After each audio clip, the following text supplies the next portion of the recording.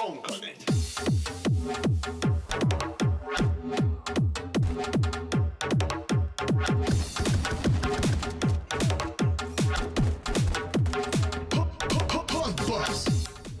Is this a real thing? Oh my god, it is!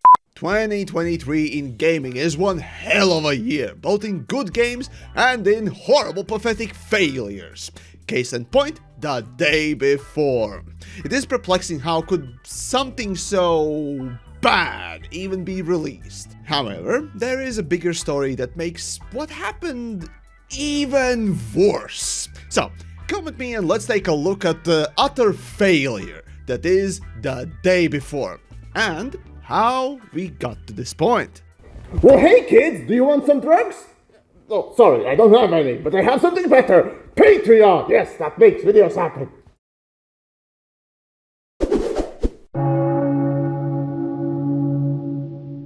Now, unlike my usual failure of episodes, this one needs a bit of a change in structure.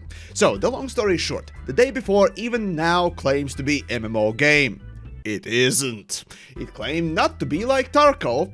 It is! Before the launch, no one including moderators even knew what the actual game was, or if it even existed. And developers themselves are enigmas. Today though, after the release, the game is an unoptimized broken mess that's only comparable to literal Steam asset flips. And that might actually be true.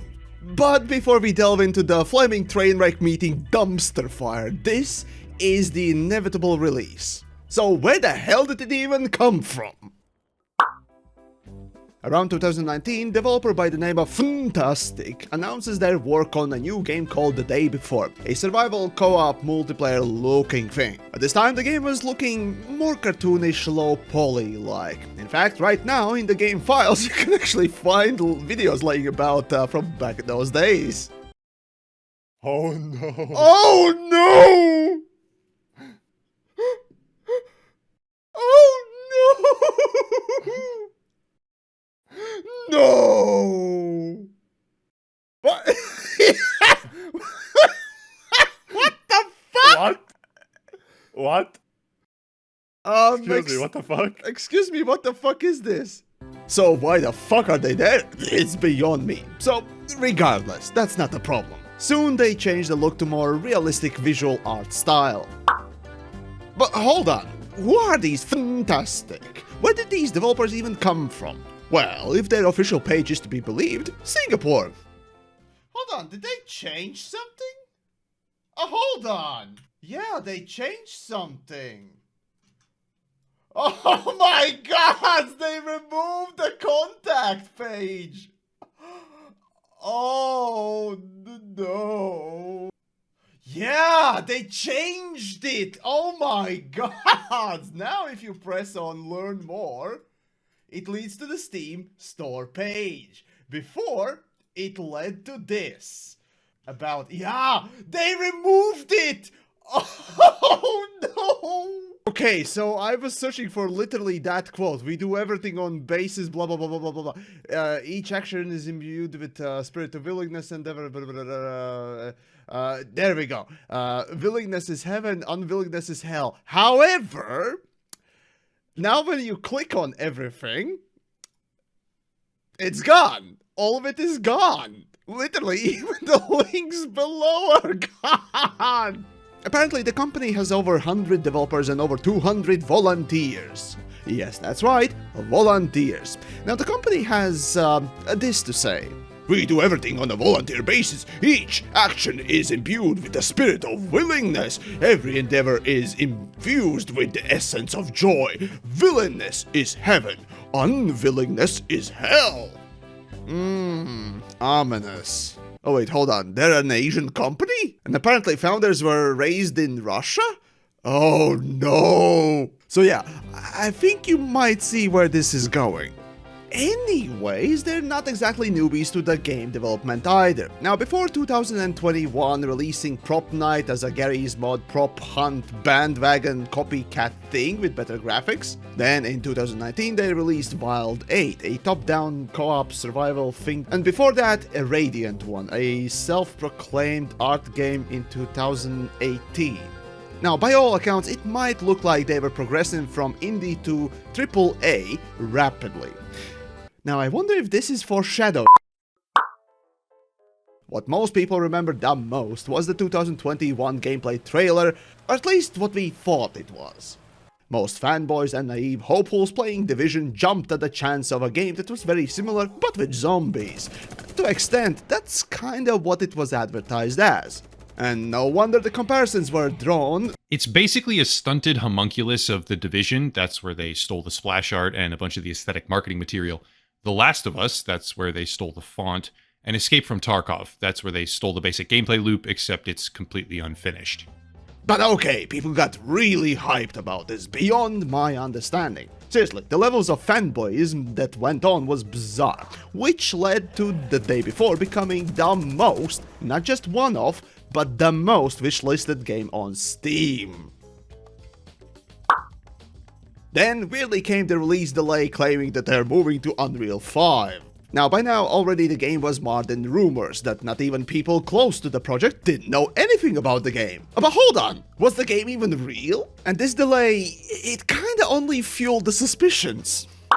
And then, in January of 2023, another delay, just days before, pardon the shitty pun, the release of raw gameplay reveal, citing some trademark issue with the name.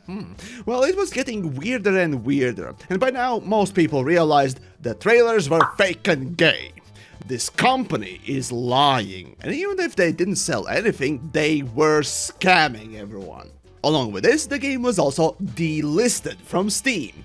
There was also some evidence of removal of videos and images from the Steam page, and later on the Twitter, developer announces that it has been done because of some trademark name dispute. Now I'll leave out the boring details, but that seemed either like a sheer incompetence or fabricated nonsense. The final nail in the coffin was the illustrious gameplay trailer that they delayed due to the said trademark dispute. Now, it looked like generic piece of shit. Some even guessed that it might have just been some pre-bought assets. Now, it was clear by now that these vertical slice videos in before were exorbitantly fake, and to the level that even clenched the hardest fanboy arteries.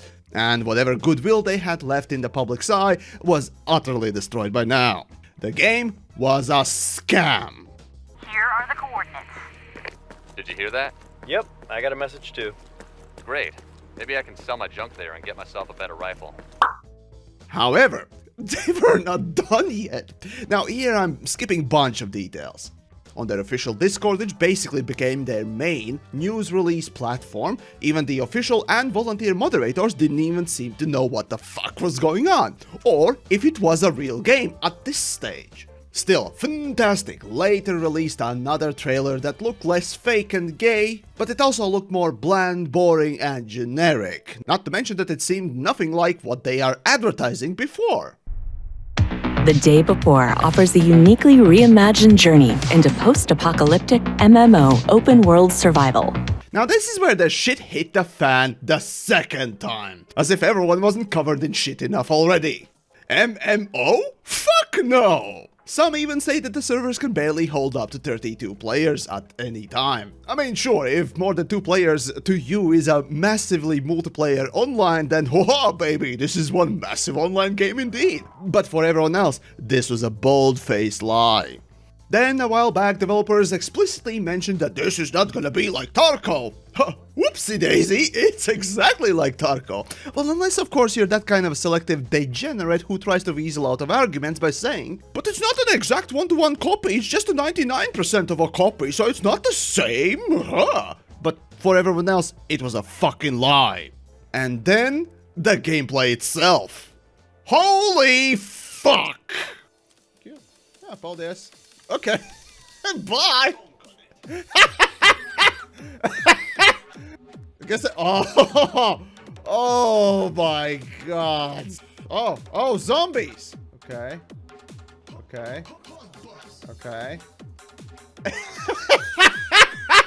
Ah, Dios, no ne. Connection. Okay.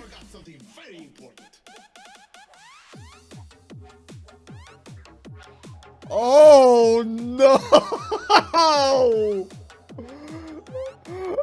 Oh no! Oh no! Wat ben je daar zo tegen toe, wat een pussy? Oh, wel weer zombies?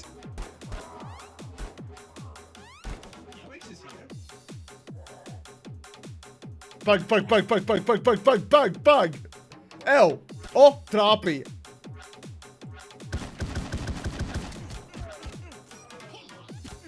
Nee, the word optimization doesn't even come into conversation with this thing. Holy shit!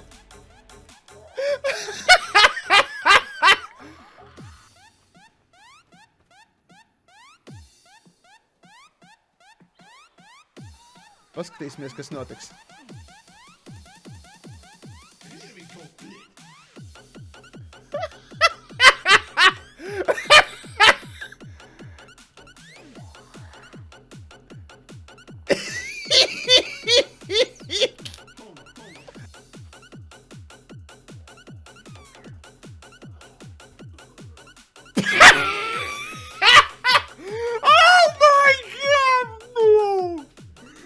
No! I'm lost for words. Now, apparently the game took 5 years to make, and boy, you know what this smells like? Asset Flip City. No, seriously, somebody actually made a joke that the city itself might have been just a $300 asset on Unreal Marketplace. And then some other people started digging and found oddly similar assets everywhere. But okay, fine, you can purchase assets, it's not a problem. It matters how they're used. And boy, as I showed the quote-unquote gameplay, it isn't exactly the most compelling thing now, is it? The game world is so empty that you have to go hunt for the zombies rather than them hunting you. Oh, and speaking of the zombies themselves...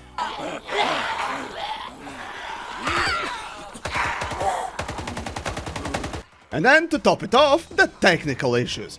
Jesus, I have not seen a game where even the fucking settings menu is bugged and glitched out so hard that you can't see the resolution options, you can't turn off the DLSS, borderless, windowed and full screen modes don't even work right, and most of all, changing them utterly tanks the frame rate, and the only way to fix it is by the restart of game. So again, is this not just some asset flip that they churned out in the last second when they realized, oh shit, we can't just put out fake trailers no more, we need real gameplay? Now, obviously, I don't know what happened behind closed doors, so if any developer is willing to come and chat up, I'd be listening, but still. Shall we say the abusive tendencies and the encouragement of volunteering utterly disgusts me. It's not bad enough that the industry already is filled with developers being forced to crunch as is. Imagine doing that for free, or as somebody speculated there on the Discords, for some Steam vouchers and gift cards and games. Imagine that being your salary, huh? Bottom line is, the day before burned its credibility even before releasing. So even if they released a semi-competent game, but a boring one, it would have been shut upon. Now what makes this today even worse is that they still released a game that was possibly the worst thing I've seen in 10 years. Yes, Redfall doesn't even come close to how bad the gameplay is, how unoptimized or buggy it is. Now I feel for the staff and volunteers who worked on the project, possibly for completely free. However, the company as a whole, well, like Mr. Plinkett once said about Rian Johnson and his Star Wars movies, he told me he was subverting my expectations. I told him to go fuck himself. I fired him, and I didn't let him mow another lawn again. I'm done. We don't need this game. Even if it gets updates or improved this garbage, it won't wash away the literal lies, malicious, misleading, and bullshit. This scam is done. No one needs it. Now, unlike my usual failures of episodes, I try to find some glimmer of hope for redemption or whatnot else, but not for this. Fuck this game, and definitely fuck this company. Now, as the absolute last thing, I do want to mention these things, but take all of these as rumors and unsubstantiated stuff that basically could be complete conjecture. So first things first, the founders of the company. Apparently their parents are from Singapore, but they were born and raised in Russia. Also, the company apparently is run on something called Chaika management, or the seagull management, where basically managers are constantly running around, yelling at employees when problems arise, and hastily made decisions are everywhere. Then, if we think about the fact that the company has absolutely zero offices and everyone is working remotely in different countries, yeah, this might actually be quite believable, but whether it's true, hard to say. But considering that CEOs and probably a lot of other people in the company are from Russia, why does that not surprise me? Now, for context, those that don't know, in Russia, the development for the most part is genuinely disgusting. You often hear horror stories from these companies, but that's beside the point. Also, before the release, there was a whistleblower developer who warned against releasing the game as it is, and mentioned that basically the company intended to release it in a raw state and then patch it in later. So there you go, that's the utter failure of the day before. I frankly can't believe that something like this exists, but it's important that we condemn and eject this sort of a tumor as soon as possible, and looking at the Steam review scores, well, it's almost being done. Although there are some positive reviews that make me question the sanity of some people, so I guess fanboys exist everywhere. Like for example this guy. Is the game anything like the trailer? No. Is it a fake game? No. It has so much potential. All great games on the PC have started as early access, alpha, beta, and so forth. If the developers stick with it, it could lead to a spectacular game. The ambition was high, the execution was poor, sure.